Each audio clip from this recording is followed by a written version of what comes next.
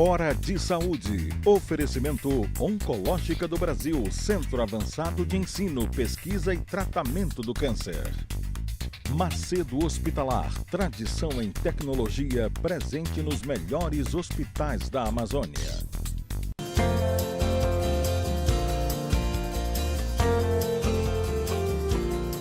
Caros amigos, mais uma vez no nosso programa dominical, Hora de Saúde, pela TV aberta, pela RBA para todo o estado do Pará e pela internet tvrba.com.br para o mundo inteiro, ao vivo.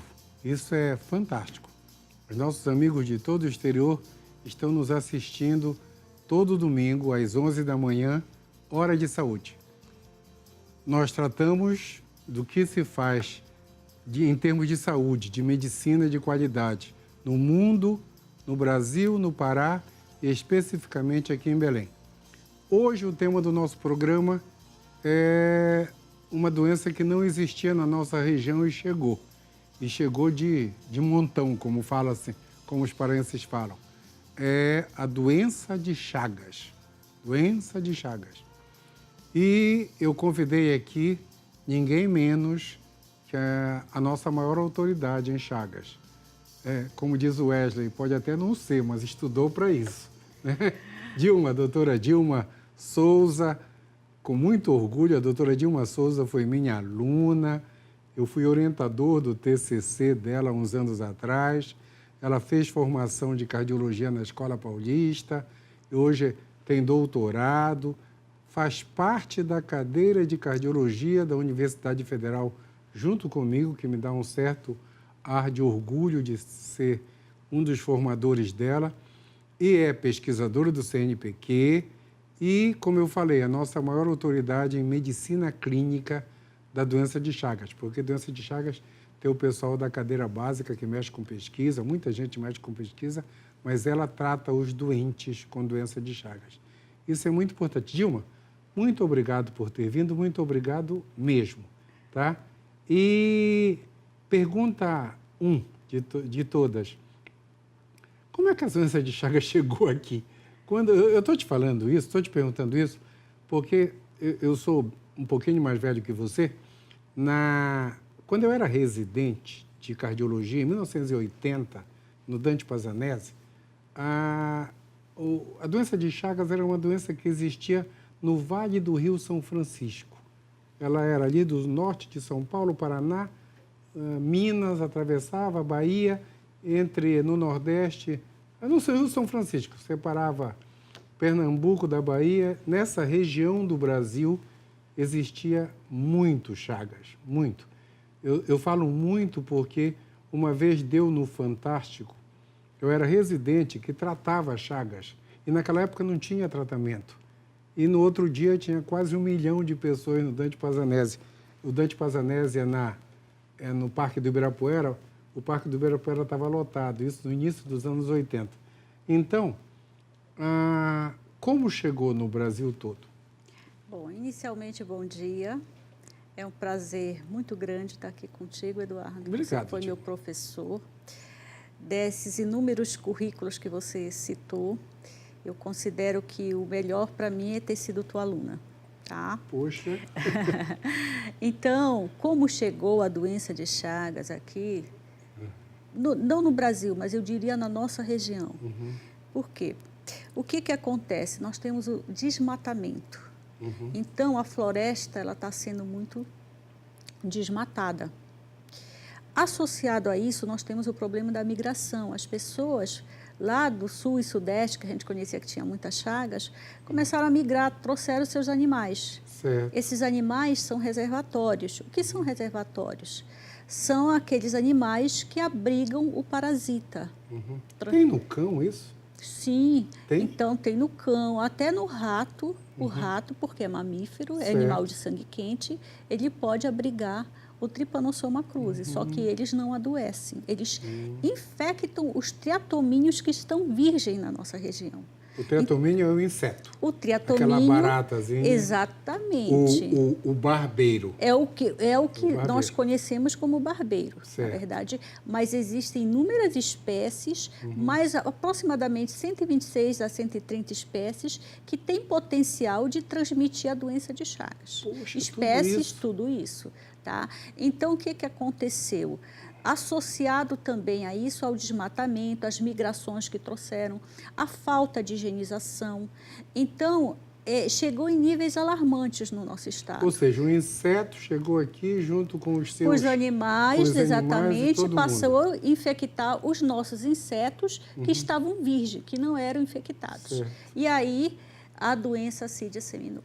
Imagino, e disseminou mesmo, que chegou no Amapá, onde não tem estrada, né? Exatamente. Atravessou de barco e de avião. De barco e de avião, exatamente. Com certeza chegou até lá. Foi dessa forma. Dessa forma. Então, aí nós temos uma doença que atualmente é epidêmica no estado. Tem muita gente? Tem.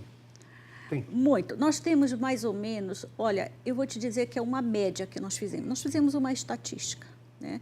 Então, mais ou menos é 130 casos anuais. Isso é média.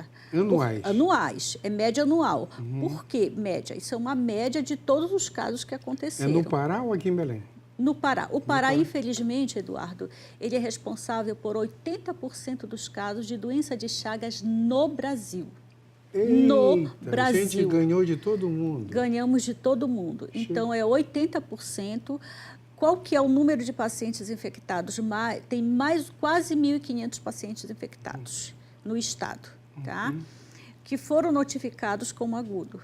Essa é a grande problemática. E o que os estudos mostram? Isso notificado, Isso, notificados Ainda como tem agudo. uns que a gente não sabe. E isso, exatamente. Que geralmente, em termos de Brasil, é quantidade muito maior. Ainda tem os que passam desapercebidos, que não são diagnosticados. Né? Esse é o grande problema. Então, dessa forma, a gente tem uma doença alarmante no estado. Por quê? O que os dados da literatura dizem?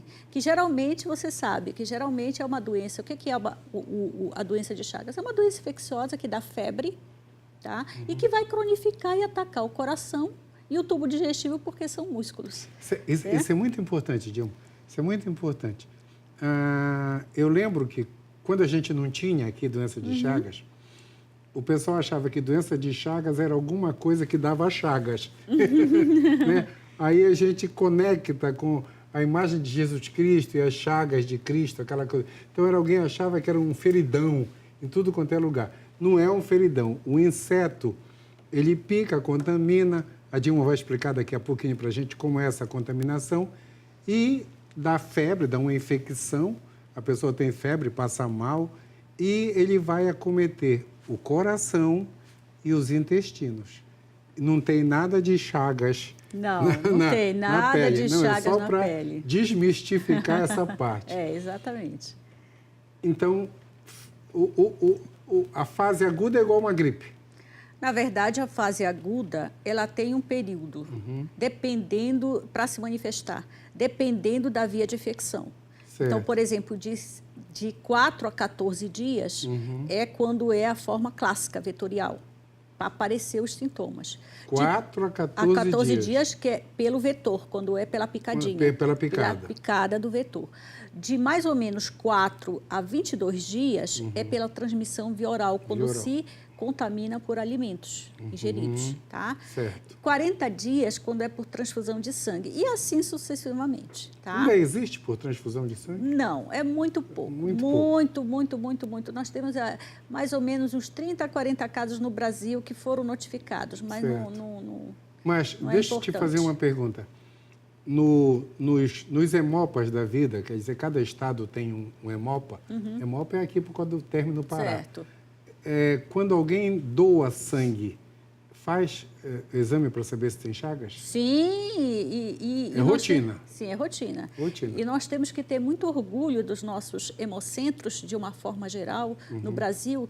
Por quê? Porque é bastante seguro. Muito seguro. Muito seguro, eles são muito rigorosos. Então, nós não temos casos mas de transmissão por transfusão. Por transfusão. Isso, dessa oficialmente forma. feito. Oficialmente feito, exatamente. Perfeito. Nós temos muito por transplante de órgãos. Transplante mas não de órgãos. transplante de órgãos, principalmente nos países da América do Sul, nos países na Europa. Então, nós temos muito desses casos. Que predomina a transmissão por transplante. Transplante. Puxa. Transplante de órgãos. Não tinha nem ideia disso. Dilma. Exatamente. Não tinha mesmo. Tá? Edilma, os pacientes que eu cuidei com Chagas na vida, todos eram crônicos, tá? Sim. Todos eram de 10 anos, 15 anos, 20 anos. Já estava naquela fase de colocar marca-passo, insuficiência cardíaca grave. Na época do Dante Pazzanese. Do Dante Pazzanese tinha um ambulatório lá, desculpem. No Dante Pazzanese tinha um ambulatório na época de miocardiopatia, Sim. que era só praticamente Chagas. Então, a gente via uma média de 40 pacientes chagásicos por dia, naquela época, mas todos crônicos já naquela fase de colocar marca-passo. Certo. Eu não convivi praticamente com o Chagas agudo, que você convive. Como é que a gente faz diagnóstico? Então, geralmente, para suspeitar, porque para fazer o diagnóstico você tem que suspeitar. Como é que você suspeita? O Chagas agudo ele está incluído nas síndromes febris. Então, são as doenças que dão febre. As doenças que dão febre, tá? Porque é uma característica muito importante aqui, predominante da nossa população. Porque a forma de transmissão é via oral. Talvez isso esteja contribuindo também, tá? Certo. Então, o que acontece? Geralmente é uma febre prolongada, não é febre de 3 dias. Para você suspeitar, ela tem que ser acima de 7 dias. Se você não tratar... Todo dia com febre. Isso. Se o indivíduo não tratar essa febre, geralmente dura, em média, 18 dias sem tratamento. 18 dias são quase 3 semanas. Exatamente. Sem tratamento, ela dura mais ou menos 18 Febrão dias. ou daquela febrícula que a gente fica preocupado? Não é muito febrão. Geralmente, no máximo, 38 a 38,5 de temperatura. Mas é uma febre que ela se apresenta todo dia, vespertina, tá? E vem com os sinais de uma infecção, de um processo infeccioso, que muitos confundem com gripe. Aqui nós temos muitas doenças infecciosas. Tem a febre tifoide, que é muito semelhante, muito. Tem o calazar, tem a malária, tem a dengue. Então, as características... Dá calafrio ou não? Dá calafrio, mas não é específico. A pessoa fica tremendo todo. Sim, mas não é específico. Não é específico. Não. O que é específico é a febre, para suspeitar. Então, é isso que nós mostramos na maioria das pesquisas. É uma febre que não passa todo dia de tarde. Exatamente. De tarde. Para suspeitar. Certo. Exatamente. Suspeitou. Olha, eu estou com uma pessoa aqui que está 12 dias com febre. Tá? Desde a última vez que o Remo ganhou, que fez tempo. Mas parou bem aqui no Remo, porque a gente vai dar um intervalozinho. Por incrível que pareça, eu volto no Remo, tá? Um instantinho só que a gente já volta.